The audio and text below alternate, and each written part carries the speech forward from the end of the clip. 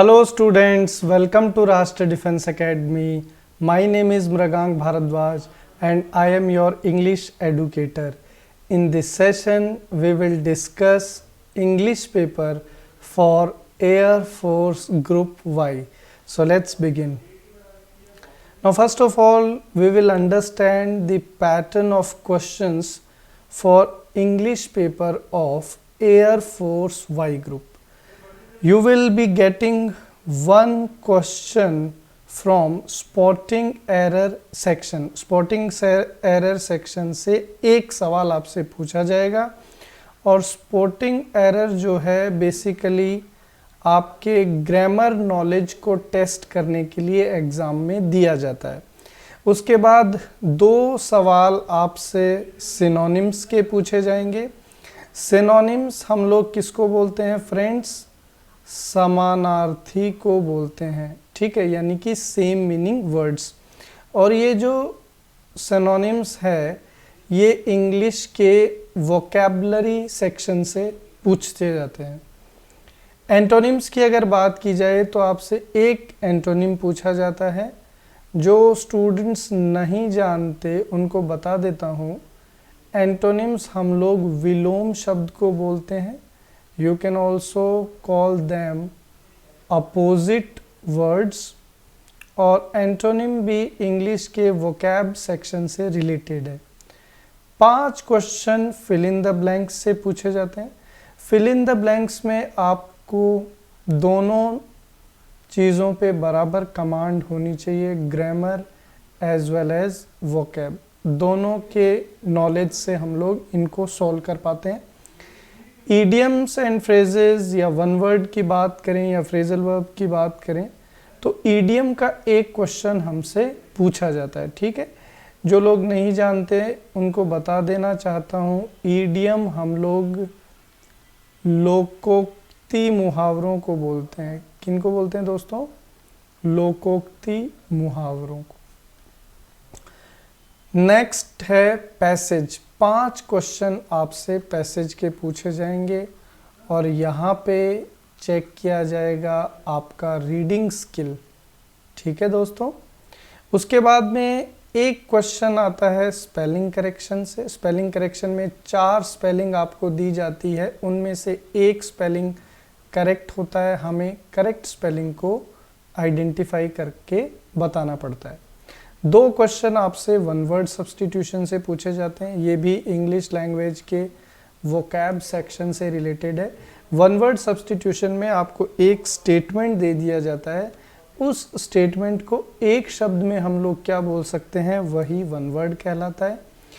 एक क्वेश्चन आपसे पूछा जाता है वॉइस, जिसको आप एक्टिव एंड पैसिव वॉइस के नाम से जानते हैं। क्लास 10th में जो आपने पढ़ा है उसी से रिलेटेड पूछे जाते हैं।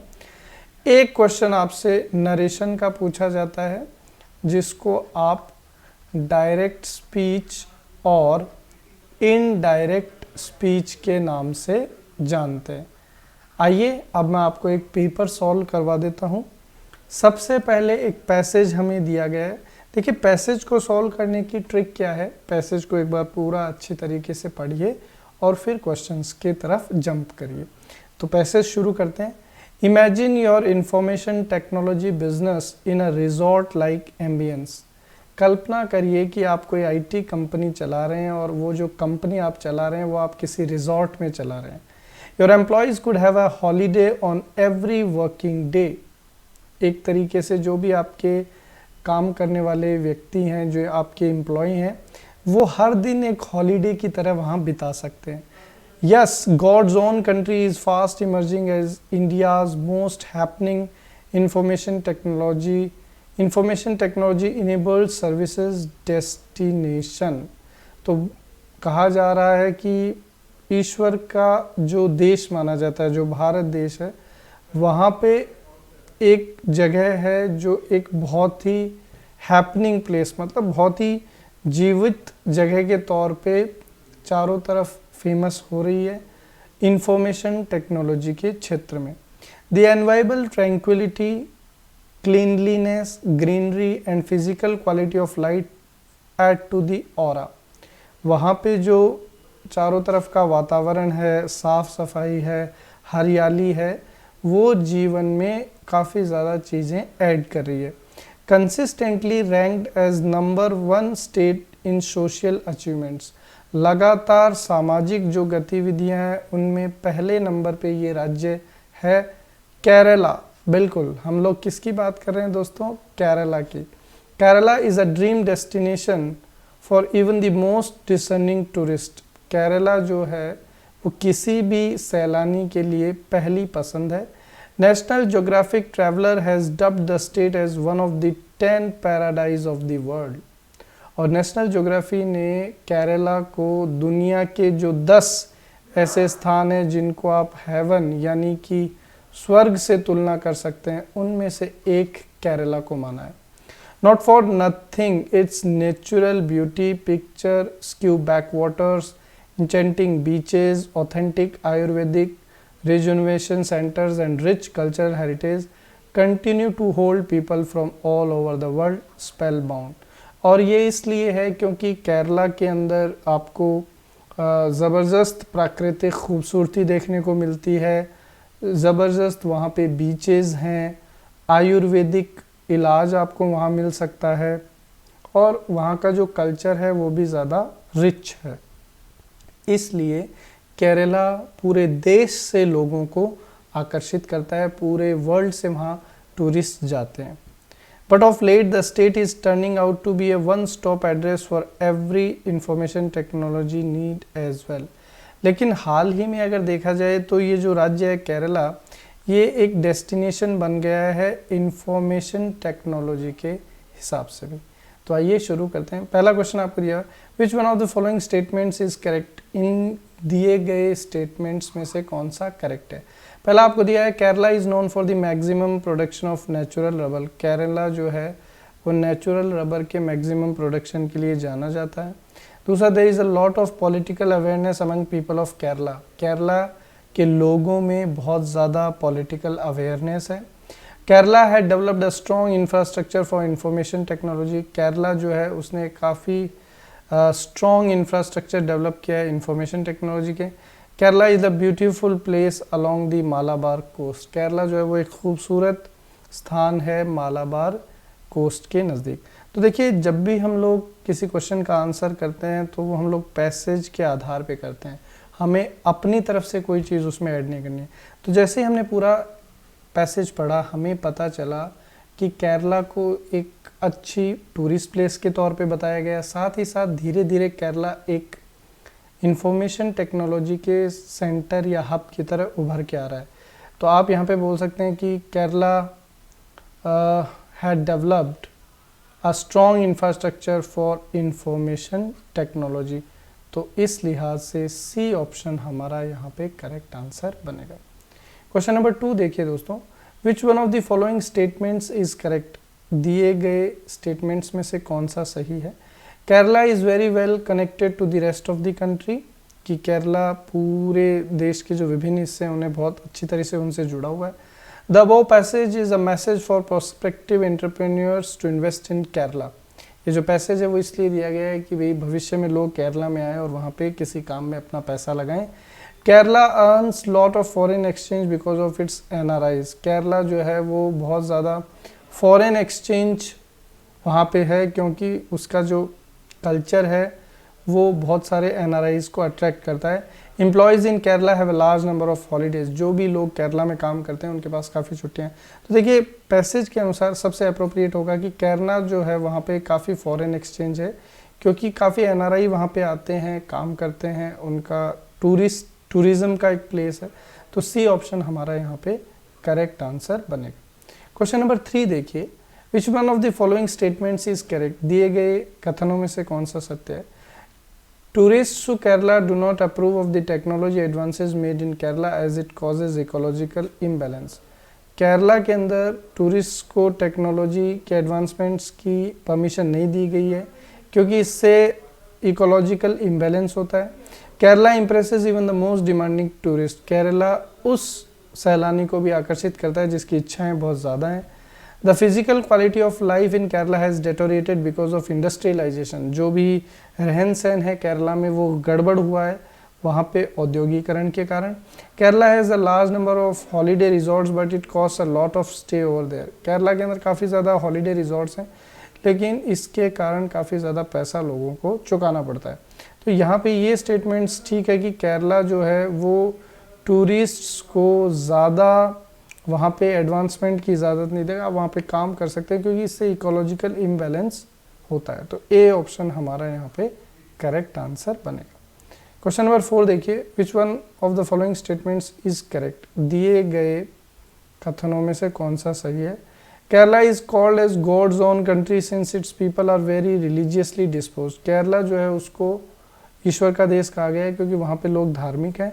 Frequent political instability impacts the social developments in Kerala. लगातार जो राजनीतिक उथल होते हैं उनसे केरला के अंदर काफ़ी ज़्यादा अस्थिरता आई है। Information technology advances made in Kerala are nothing in comparison to its scenic beauty. जो भी इंफॉर्मेशन टेक्नोलॉजी क्षेत्र में केरला में जो डेवलपमेंट हुए हैं वो उसकी प्राकृतिक खूबसूरती से उनका कोई कंपैरिजन नहीं है। Tourist from all over the world flock of Kerala. हर जगह से सैलानी केरला की तरफ आते हैं। तो यहाँ पे सबसे अप्रोप्रिएट यही है कि इंफॉर्मेशन टेक्नोलॉजी के अंदर जो डेवलपमेंट हुए हैं केरला में वो उसकी प्राकृतिक खूबसूरती की तुलना में कुछ भी नहीं है। एक और क्वेश्चन देखिए, which one of the following statements is not correct. दिए गए कथनों में से कौन सा सही नहीं है।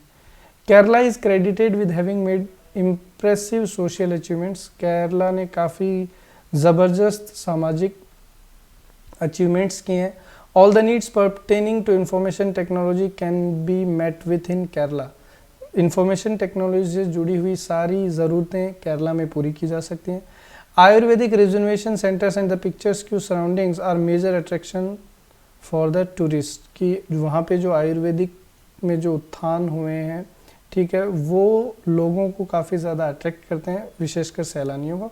Because of all round greenery and humid climate in Kerala the productivity of workers in Kerala is rather low. ये बिल्कुल क्या है, करेक्ट नहीं है, क्योंकि वहाँ पे एक ग्रीनरी है, खूबसूरती है, उसकी वजह से तो वर्कर्स वहाँ पे और आ रहे हैं, काम करना पसंद कर रहे हैं। तो इस लिहाज से ये एक इनकरेक्ट स्टेटमेंट था, तो ये हमारा आंसर यहाँ पे बन जाएगा। अब आते हैं सिनोनिम्स। ठीक है, मैं आपको पहले भी बता चुका हूँ, सिनोनिम हम लोग किसको बोलते हैं, सेम मीनिंग वर्ड्स को बोलते हैं। किसको बोलते हैं फ्रेंड्स, सेम मीनिंग वर्ड्स को। और हिंदी मीडियम स्टूडेंट्स ध्यान देंगे, किसको कहा जाता है, समानार्थी को कहा जाता है। डायरेक्शन क्या है, each item in this section consist of a sentence with an underlined word followed by 4 words और group of words. Select the option that is nearest in meaning to the underlined word or words and mark your response in your answer sheet accordingly. हमें कुछ नहीं करना है, जो शब्द हमको दिया गया है इसका समानार्थी या फिर सिनोनिम ढूंढ के बताना है, सेम मीनिंग वाला वर्ड। तो देखिए, स्टेमिना का अर्थ होता है आपके जो अंदर की शक्ति होती है, ठीक है, उसको हम लोग क्या बोलते हैं, स्टेमिना बोलते हैं। ठीक है, ये काफ़ी कॉमन वर्ड है, अक्सर आपने सुना होगा।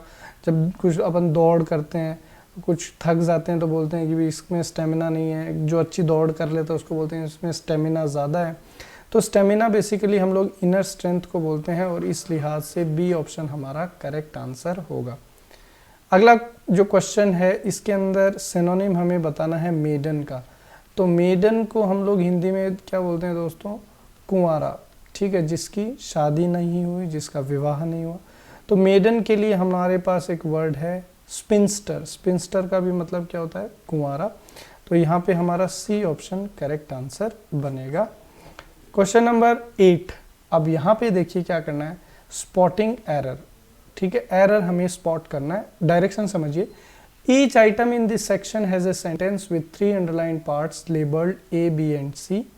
Read each sentence to find out whether there is any error in any underlined part. Error के क्वेश्चन में हमें एक सेंटेंस दिया जाता है, उस सेंटेंस को हम लोग 4 पार्ट में सब डिवाइड कर लेते हैं, ए, बी, सी और डी।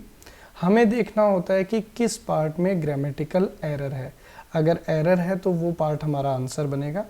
कई बार कोई ग्रामेटिकल एरर नहीं होता, सेंटेंस करेक्ट होता है, तो हमारा आंसर बनता है नो एरर, यानी कि ऑप्शन डी। तो देखिए दिया है, I remember lunch that you organised on your birthday, no error. मुझे याद है कि तुमने एक लंच ऑर्गेनाइज किया था अपने बर्थडे के ऊपर, ठीक है, जन्मदिन के ऊपर। तो देखिए दोस्तों, ये आर्टिकल चैप्टर जब मैंने आपको कोर्स में पढ़ाया है तो ये कॉन्सेप्ट सिखाया है कि जब भी हम लोग बात करते हैं लंच की, डिनर की या फिर ब्रेकफास्ट की, ठीक है, जो ये हमारे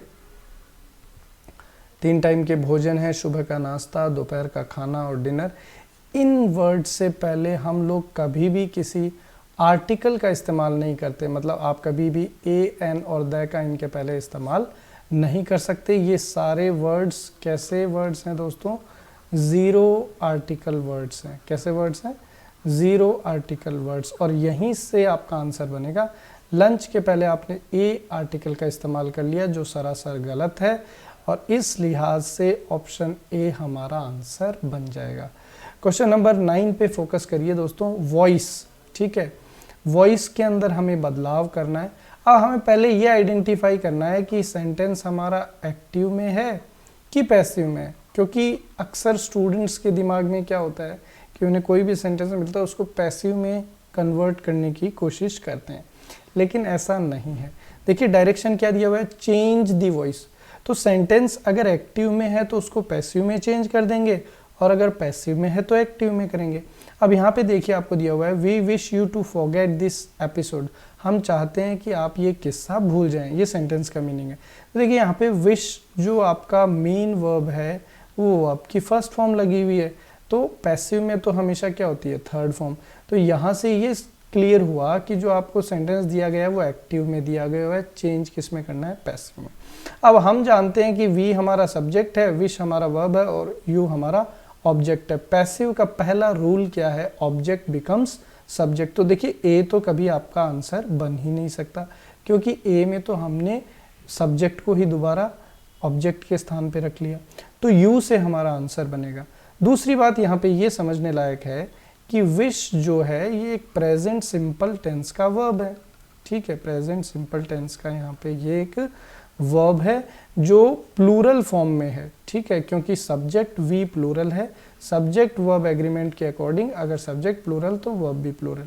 अब जब प्रेजेंट सिंपल के वाक्य को आप पैसिव में चेंज करते हैं तो इसका स्ट्रक्चर होता है इज एम आर के साथ हम लोग किसका प्रयोग करते हैं, थर्ड फॉर्म का।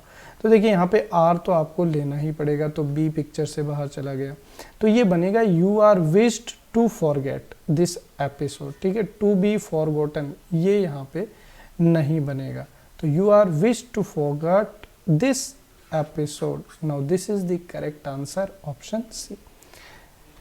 अगला क्वेश्चन नंबर 10, नरेशन। अब यहाँ हमें नरेशन को चेंज करना है, तो हमें देखना है कि डायरेक्ट स्पीच में दिया है कि इनडायरेक्ट स्पीच में, क्योंकि अगर डायरेक्ट स्पीच में है तो इनडायरेक्ट स्पीच में कन्वर्ट कर देंगे, और अगर इनडायरेक्ट स्पीच में हो तो डायरेक्ट स्पीच में। डायरेक्ट स्पीच का पता लगाने का सीधा सीधा तरीका क्या है कि यहाँ पे इन्वर्टेड कॉमा में आपको स्टेटमेंट मिलेगा, जबकि इनडायरेक्ट स्पीच में इन्वर्टेड कॉमा में आपको स्टेटमेंट नहीं मिलता है। तो आप देख रहे हैं कि यहाँ इन्वर्टेड कॉमा में है, दैट मीन्स ये डायरेक्ट स्पीच में है और हमें इसको चेंज किस में करना है, इनडायरेक्ट स्पीच में। तो आइए देखते हैं, आपको दिया हुआ है ही सेड टू मी, उसने मुझसे कहा, आई कैन डिफीट यू, मैं आपको हरा सकता हूँ। तो देखो जब भी हम लोग डायरेक्ट स्पीच से इनडायरेक्ट स्पीच में जाते हैं तो सेड टू को हमेशा चेंज करते हैं। सेड टू किस में चेंज होता है, टोल्ड में। पहली चीज़ तो ये, कॉमा इन्वर्टेड कॉमा हटा दिए जाते हैं और एक कंजंक्शन का प्रयोग किया जाता है और कंजंक्शन होता है दैट। साथ ही साथ अब आगे समझिए, जो हमारा फर्स्ट पर्सन है, आई जो है फर्स्ट पर्सन है, ये अकॉर्डिंग टू सब्जेक्ट चेंज होता है।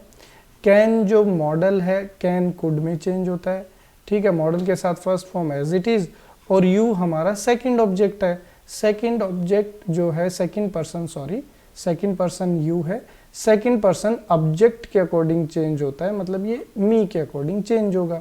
तो ये बनेगा ही टोल्ड मी दैट। ठीक है, तो यहाँ से सी तो पिक्चर से बाहर ही चला गया क्योंकि दैट नहीं है यहाँ पे। तो he told me that, first person according to subject change होगा तो ही बनेगा, तो ये नहीं होगा। ही कहाँ पे है, यहाँ पे। कैन कुड में चला जाएगा, शुड तो हो ही नहीं सकता, तो सीधा सीधा आंसर क्या बन गया दोस्तों, डी। तो he told me that he could defeat me, कि उसने मुझे बताया कि मैं उसको हरा सकता हूँ। ठीक है, आगे देखिए, एंटोनिम्स आपको दिए हुए हैं। एंटोनिम्स का डायरेक्शन समझिए।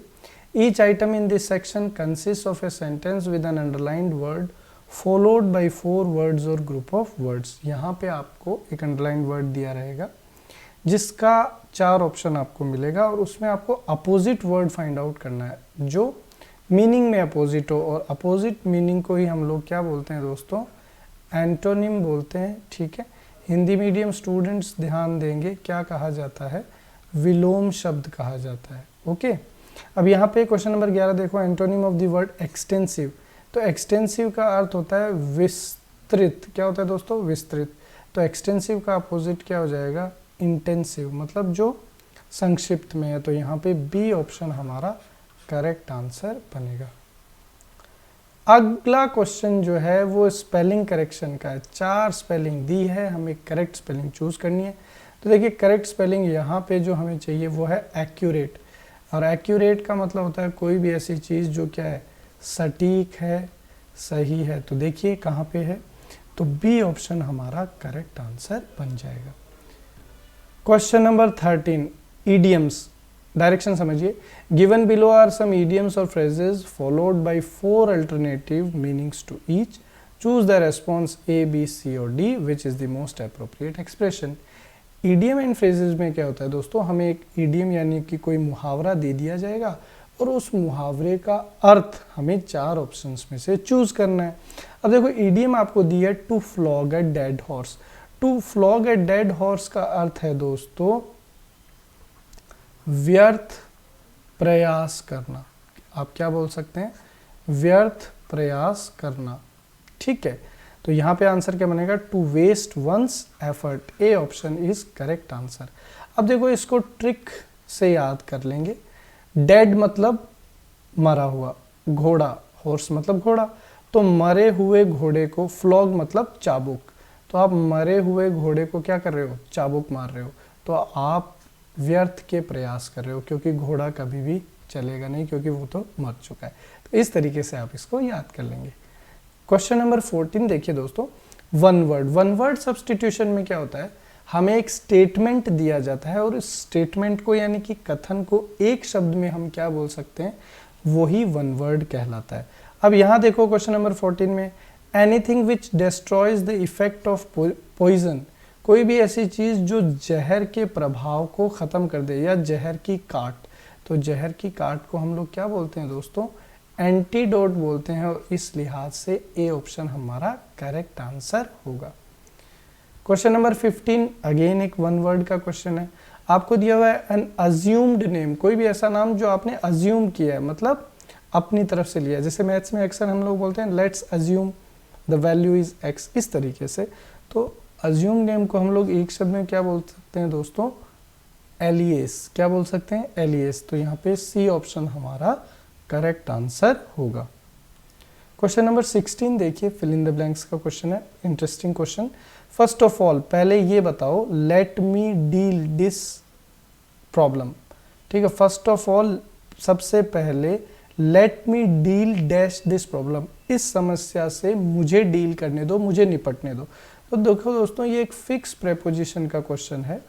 फिक्स प्रेपोजिशन का क्या अर्थ है कि जब हम लोग किसी वर्ब के साथ फिक्स प्रेपोजिशन लगाएं, तो डील जो है इसके साथ हम लोग किसका इस्तेमाल करते हैं, विथ का। डील विथ मतलब किसी चीज़ का सामना करना, और इस लिहाज से डी ऑप्शन हमारा करेक्ट आंसर होगा।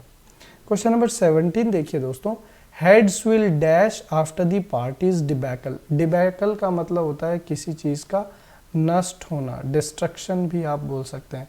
तो सेंटेंस का मीनिंग ये है कि भी heads will dash after the parties debacle, कि जब पार्टी का विनाश हो जाएगा तो हेड्स विल डैश। तो बेसिकली ये एक ईडियम है, और अगर आपको ईडियम याद है तो ये क्वेश्चन आपका हो जाएगा। ईडियम क्या है दोस्तों, हेड विल रोल। ठीक है, और इस ईडियम का मतलब होता है ट्रांसफ़र। तो जब पार्टी खत्म हो जाएगी तो ट्रांसफ़र ही होंगे, कोई दूसरी पार्टी में कोई व्यक्ति जाएगा। तो यहाँ पे बी ऑप्शन हमारा करेक्ट आंसर बनेगा। क्वेश्चन नंबर 18 देखो दोस्तों, he can not do this work, वह ये कार्य नहीं कर सकता, as he has lost this dash, क्योंकि वह खो चुका है। तो उसने क्या खो चुका है, काम खो चुका है इसलिए काम नहीं कर सकता, प्रैक्टिस खो चुका है इसलिए नहीं कर सकता, टच खो चुका है तो यहाँ पे दोस्तों हमारा आंसर क्या बनेगा, टच। वह अपना टच खो चुका है, ठीक है, उसके कांटेक्ट में नहीं है उस काम के नॉलेज के, इसलिए वह यह काम नहीं कर सकता। ठीक है दोस्तों, this is a important question. Question number 19 देखिए, he is dash doldrum over this issue. अब अगेन ये एक फिक्स प्रेपोजिशन का क्वेश्चन आ गया दोस्तों, ठीक है। डोल्ड्रम का मतलब होता है डाउट में, ठीक है, डोल्ड्रम मतलब डाउट में होना, यानी कि संदेह में होना। तो वह संदेह में है इस मुद्दे को लेकर, तो ही इज इन डोल्ड्रम। तो यहाँ पे डी ऑप्शन हमारा करेक्ट आंसर बनेगा। क्वेश्चन नंबर 20 ध्यान से देखिए दोस्तों, this unexpected difficulty put me on the dash, कि ये जो अचानक से जो मुसीबत आई है इसने मुझे कर दिया, किस पे कर दिया, मेटल परेशान, मैट मैटर मुद्दा, माउथ यानी कि मुंह। तो यहाँ पे आंसर बनेगा दोस्तों आपका मैट, की जो अचानक से ये जो समस्या आई है इसने मुझे चित कर दिया, चारों खाने चित। तो यहाँ पे बी ऑप्शन मैट बन जाएगा। Thank you so much students.